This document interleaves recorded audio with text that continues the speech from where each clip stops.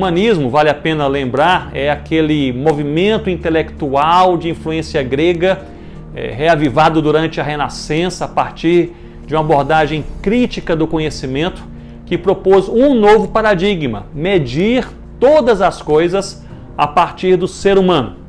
O ser humano, assim, ele passaria a ser usado como referência, como régua para todas as coisas. Assim, aquilo que o ser humano não consegue compreender, explicar ou ao menos conceber, rapidamente e intencionalmente descartado.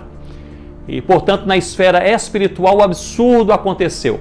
A criatura passou a se ver, a criatura passou a se achar com capacidade de julgar e definir a existência ou não do Criador. O humanismo, porém, sempre esteve atrelado e limitado pelo lastro social. Isso é importante. As verdades, para serem abraçadas como verdades pelo indivíduo, deveriam ter a chancela da sociedade.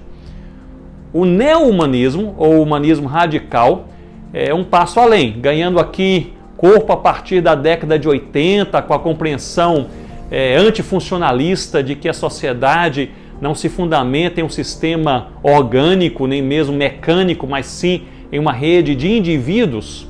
Esse humanismo radical, como passou a ser conhecido, ele é visto como uma teoria anti-organizacional e em seu desenvolvimento proclama, e este ponto é fundamental, proclama a submissão da moralidade, da ética e da epistemologia, ou seja, do conhecimento humano ao indivíduo. Portanto, nessa caminhada filosófica dos últimos séculos, de maneira bastante simplificada, o paradigma da verdade para a sociedade não é mais a palavra de Deus, migrando da palavra de Deus para a sociedade humana, e em um segundo movimento, mais novo, migra da sociedade humana para o indivíduo. Isso em uma cosmovisão, uma percepção sociofilosófica geral, não cristã.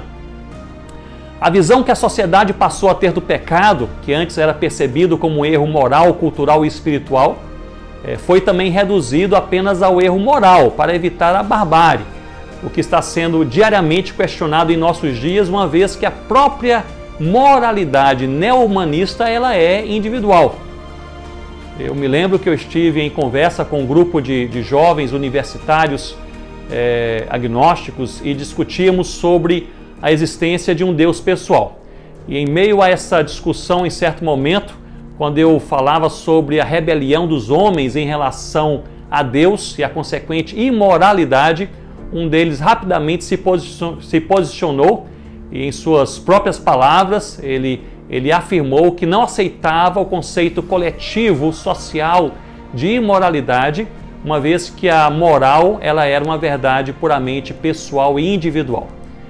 Portanto, neo-humanismo. No humanismo, a referência não é Deus e a verdade de Deus, mas o ser humano e a verdade social. No neo-humanismo, a referência não é mais o ser humano e a verdade social, mas o indivíduo e a verdade individual. Não é mais a história, mas é a experiência.